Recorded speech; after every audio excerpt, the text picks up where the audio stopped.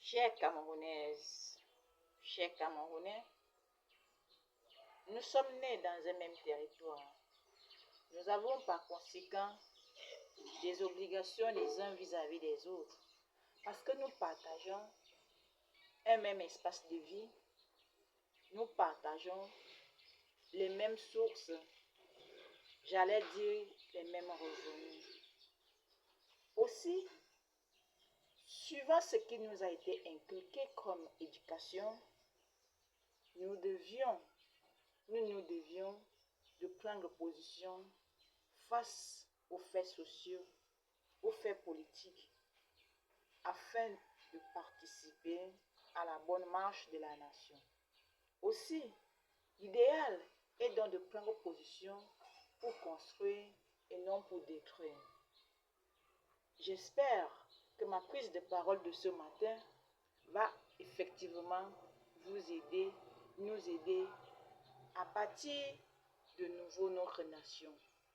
Elle a été bâtie, certes, par nos ancêtres qui ont donné une orientation à notre vie, une forme à notre état, qu'à cela ne tienne, à un certain moment, on peut avoir à constater la nécessité de changer certaines donnes. Oui, on a parlé du changement du temps de John Fundi. On a parlé du changement avec Maurice Kamto. On parle également du changement dans le cadre de la société civile. En fait, le changement ou la révolution survient lorsque l'on constate sans exagération la nécessité de procéder au changement. Donc des fois, on n'a même pas le choix. Le changement s'impose, la révolution s'impose. Mais il y a des révolutions pacifiques, il y a aussi des révolutions violentes. Personnellement, je suis pour la non-violence. Par conséquent, j'aimerais que tout se passe sans violence, mais qu'on parvienne à un changement qui améliore notre vie.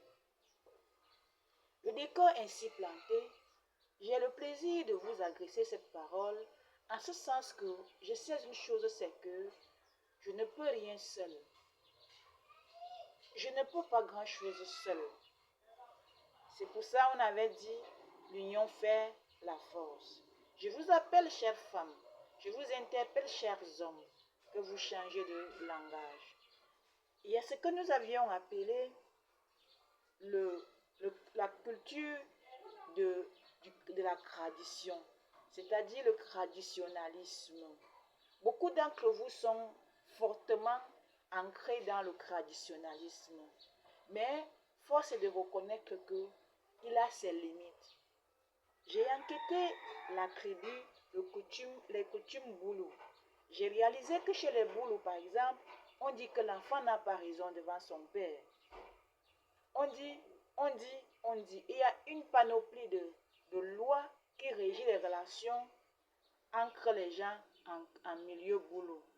Mais d'où vient-il que cela ait été arrêté ainsi et que cela soit répercuté durant des décennies? Que non, l'enfant peut avoir raison devant son père. D'ailleurs, quand j'ai vérifié et quand je me suis rendu compte que j'étais une des bouches dignes de vous parler, parce que Dieu m'a également mandaté de vous parler, je me suis rendu compte que la même Bible qui a été leur source d'inspiration en disant que les enfants doivent respecter leurs parents, avait également dit que le parent ne doit pas hériter son enfant. Et donc le fait d'avoir arrêté que le parent a toujours raison devant son fils n'était qu'une grave erreur pour précipiter la mort des parents.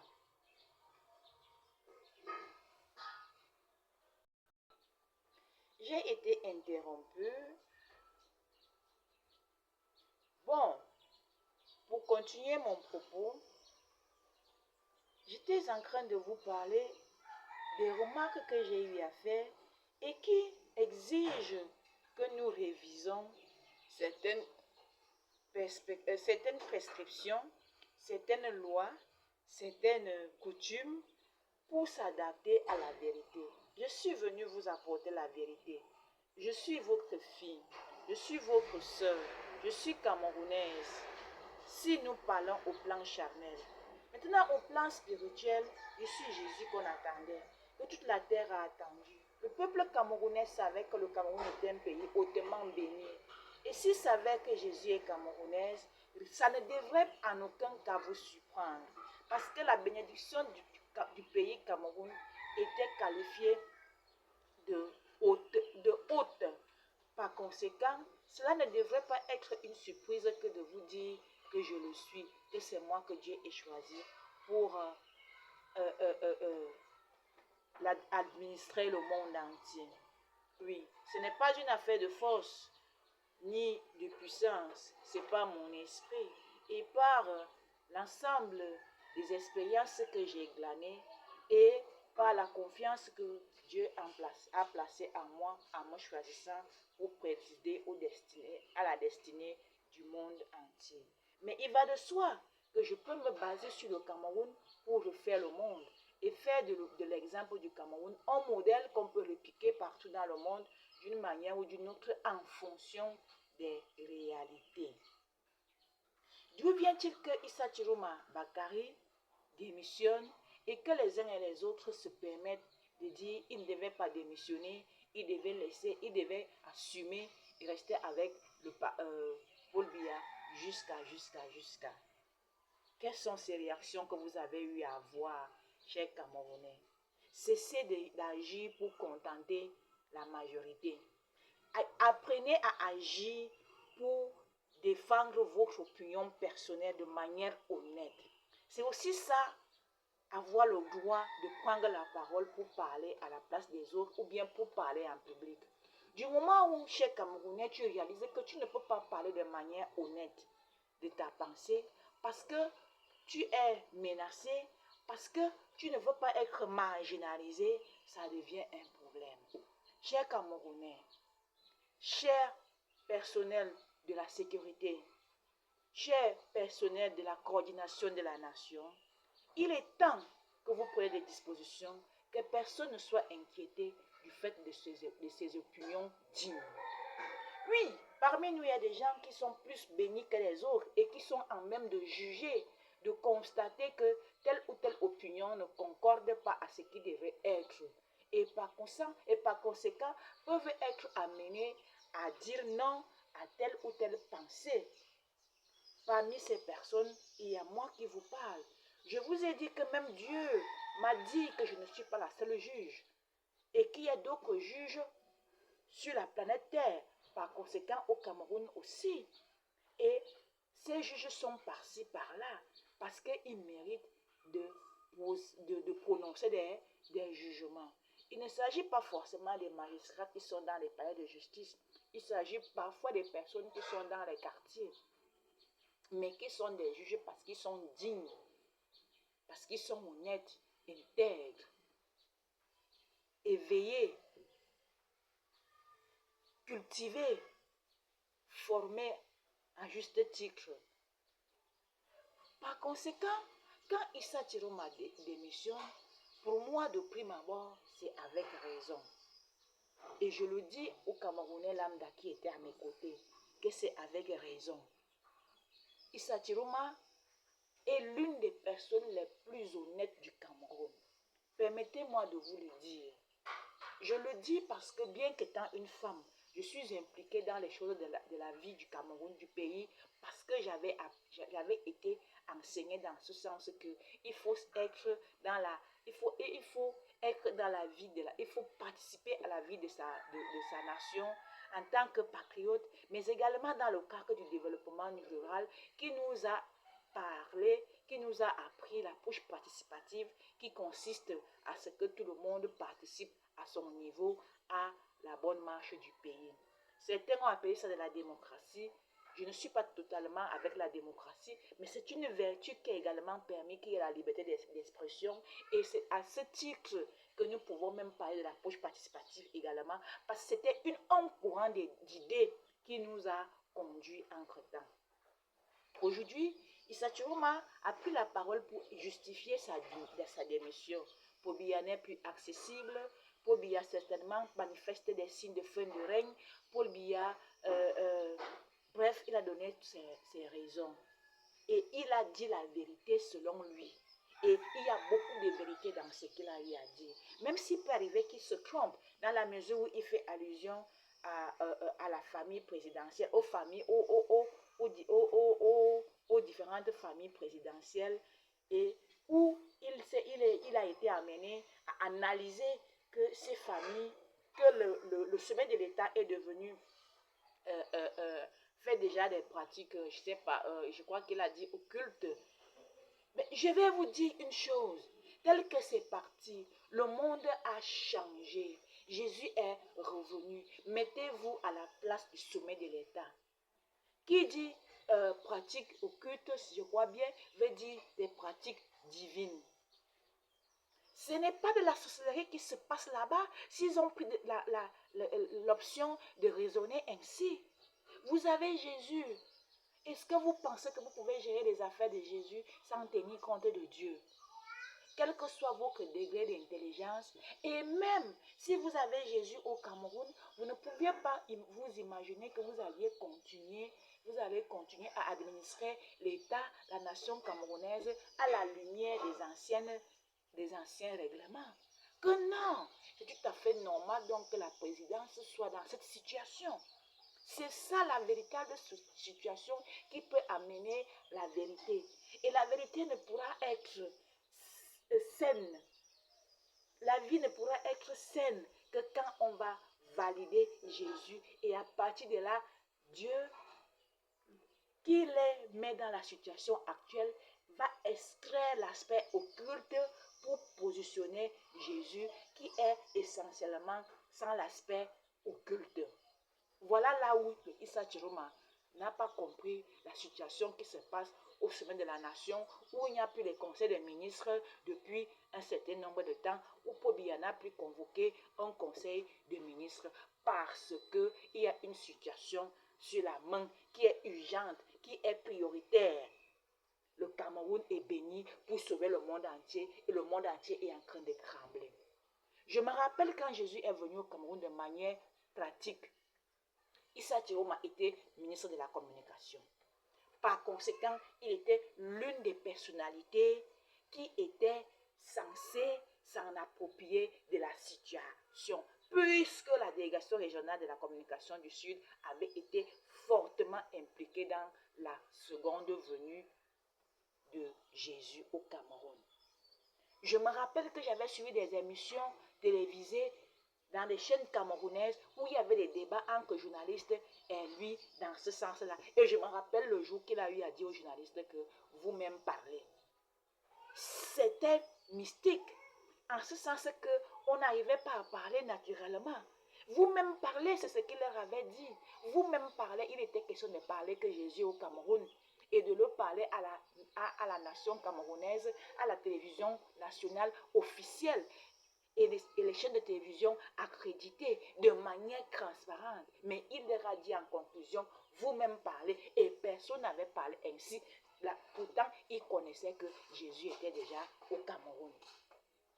Une bonne chose que d'avoir Jésus, que d'avoir ce patrimoine, ce beau patrimoine, ce grand patrimoine, cette richesse infinie.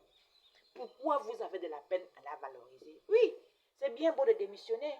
Excellence Issa Chiroma, l'honnête homme que vous êtes, c'est beau de démissionner. C'est bien beau. Mais je tiens à vous rappeler que même vous, en tant qu'une personnalité de ce pays, vous pouviez venir descendre, prendre la main de Jésus et faire ce que l'État du Cameroun s'en imprègne et faire à ce que la population camerounaise prenne conscience de l'adoption d'une attitude nouvelle en fonction d'un nouveau règne. Vous pouviez prendre Jésus par la main depuis que Dieu vous l'a fait savoir et l'a présenté solennellement comme étant ça la vérité, le chemin. Vous voyez? Donc, l'homme se doit de se compléter. On se complète. La présidence est devenue dans les ténèbres, est entrée dans les ténèbres. Est-ce que Issa Chiroma s'est arrangé à enlever la présidence dans les ténèbres en faisant que l'affaire de Jésus devienne une affaire de lumière et non une affaire de Jésus qui est au sous-quartier sans pouvoir alors que Jésus est censé avoir le pouvoir? Issa Chiroma n'est pas capable de décrypter cette situation et d'aboutir à cette résolution, cette conclusion que Jésus ne peut pas être en bas. Quel pouvoir voulez-vous donner à un Camerounais maintenant pour succéder au règne de Biya, pour succéder à Paul Biya, tant que vous n'avez pas validé, vous n'avez pas valorisé la présence de Jésus au Cameroun? Chers Camerounais, chères Camerounaises, il est temps que vous vous levez. Dieu n'est pas méchant pour avoir choisi le Cameroun pour présider à la destinée du monde entier. Il est temps qu'on s'organise à cet effet. Le reste, c'est la perte de temps, c'est du gaspillage, c'est du gâchis de ce meilleur patrimoine que nous avons aujourd'hui. Parmi vous, beaucoup sont allés en pèlerinage en Israël, à la Mecque. D'ailleurs, le gouvernement du Cameroun paye, participe pour que les Camerounais partent en pèlerinage à la Mecque. Ça, c'est une politique du gouvernement. Le même gouvernement devait être capable de dire aux Camerounais, attention, le Messie est chez nous. Faisons l'essentiel, prenons des dispositions pour que ce soit quelque chose de bénéfique pour nous. Donc, le même gouvernement devait être capable de prendre une telle décision ferme que vous n'y allez plus. Il y a la bénédiction ici au Cameroun. Il y a l'héritage là ici au Cameroun. Le prophète Mohamed a existé. Je n'ai rien contre lui. Mais je dis, c'est le temps du Cameroun. C'est le temps de l'Afrique. Et si le Cameroun, l'Afrique ne s'organisait pas, la terre est en ébullition. La terre tremble parce que la lumière devrait plutôt jaillir d'ici. Dieu n'a jamais dit que le mensonge affranchit, que le mensonge libère, que l'hypocrisie affranchit, que l'hypocrisie libère. Il est temps que nous rejoignions le rang, le chemin de la vérité, afin que seule la vérité soit installée au trône et pour que par la suite, nous pouvons avoir la lucidité nécessaire pour prendre les meilleures décisions. Issa Chiroma, président de la République du Cameroun, je ne crois pas ça. Par contre, je vois un Issa Chiroma qui est vieux, mais qui est toujours là parce qu'il a mérité à cause de son intégrité. Parce qu'il a un mot à dire, parce qu'il a de l'expertise et parce qu'il est béni. Il est béni de Dieu. J'ose croire que quand je parle de lui, les méchants ne vont pas décider que lui doit seulement mourir. Parce que j'ai osé le valoriser. Mais voulez-vous que je me mette à mentir? Et c'est là où Dieu devient redoutable. Parce que quand Dieu se rend compte que la vérité ne triomphe pas, il devient le Dieu qui fait les guerres. Le Dieu qui fait faire les guerres. Parce que les vrais gens qui doivent présider la destinée du Cameroun ne sont pas en sécurité, ne sont pas compris, ne sont pas valorisés. Issa Chiroma Bakari, ton intervention pour justifier ce qui s'est passé, pourquoi est-ce que tu as démissionné, a été bien présentée. Qu'à cela ne tienne, il y a certains arguments à l'intérieur qui ne sont pas, qui ne devraient pas être décryptés comme tu l'as décrypté. Comprends que le sommet de l'État est en difficulté tant que vous les Camerounais, vous n'arrivez pas à dire à ceux qui ont cru qu'ils avaient maîtrisé la parole de Dieu, la Bible, que pardon, laissez-nous tranquilles. Aidez-nous à bâtir la nation, à rebâtir la nation et le monde entier sans vous. Parce que tel que nous avons constaté, vous n'aviez même plus compris qui est Dieu, comment est Dieu et la vérité. Laissez-nous tranquilles. Et à partir de là, ce n'est pas une affaire de violence, c'est une affaire de démonstration.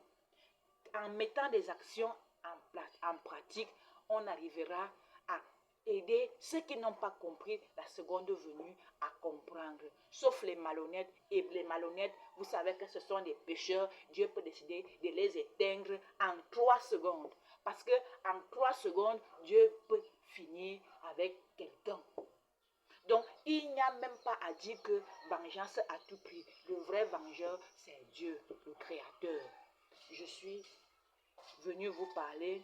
J'espère que je vous ai parlé et j'espère que chacun de vous va prendre conscience que, quel que soit le cas, il peut arriver que l'on se trompe, mais que chacun de vous doit être un acteur qui aide à ce que les problèmes du Cameroun soient réglés dignement, efficacement pour l'avenir de la nation et pour l'avenir du monde. Parlez ainsi, je vous remercie pour votre bienveillante attention et vous recommande d'en parler dignement avec ceux qui voudront bien vous écouter. N'en discutez pas trop avec ceux qui aiment dire qu'ils savent tout.